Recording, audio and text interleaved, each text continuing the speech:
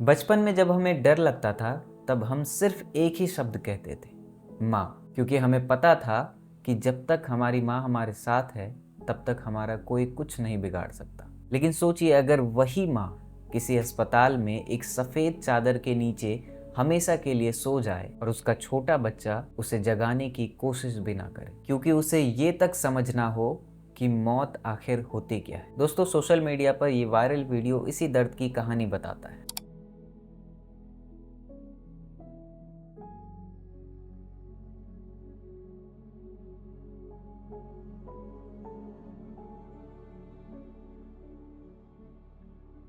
दावा किया जा रहा है कि ये वीडियो बिहार के कटिहार सदर अस्पताल की है, जहां सरस्वती देवी नाम की एक महिला अपने बच्चों का इलाज करवाने पहुंची थी। लेकिन दोस्तों, इलाज बच्चों का होना था और जान मां की चली गई। वीडियो में आपको दो छोटे बच्चे अपनी मां के शव के पास खड़े नजर आते हैं। दावा ये भी है कि घंटों तक कोई सहारा नहीं पहुंचा और ना ही कोई रिश्तेदार, और साथ ही साथ अस्पताल की तरफ से भी तुरंत मदद नहीं मिली। दोस्तों, अगर ये वीडियो में जो दिख रहा है वो सच है तो ये सिर्फ एक घटना नहीं बल्कि हमारी पूरी व्यवस्था के चेहरे पर लगा आईना है। हमारे देश में अगर कोई नेता अस्पताल जाए तो सबसे पहले पेंट होता है, फिर सफाई होती है, फिर कैमरे लगते हैं और आखिर में मरीज दिखाई देता है। लेकिन वहीं अगर कोई गरीब अस्पताल आता है तो उनसे सबसे पहले ये पूछा जाता है कि आप कौन हैं, कहाँ से आए हो और आखिर में कि आपके पास पैसे हैं। क्योंकि गरीबी आज भी सबसे बड़ी बीमारी है जिसका इलाज किसी भी अस्पताल में नहीं किया जाता। दोस्तों, जरा उस बच्चे के बारे में सोचिए जो अपनी माँ का हाथ उठाकर सोच रहा होगा कि माँ मेरी कब उठेगी, और उसे उठाने की कोशिश कर रहा होगा। और उसे क्या पता कि अब ये हाथ कभी नहीं हिले। उसे क्या पता कि अब घर लौटते वक्त कोई उसे अब गोद में नहीं उठाए, कोई उसके माथे पर हाथ रखकर नहीं पूछेगा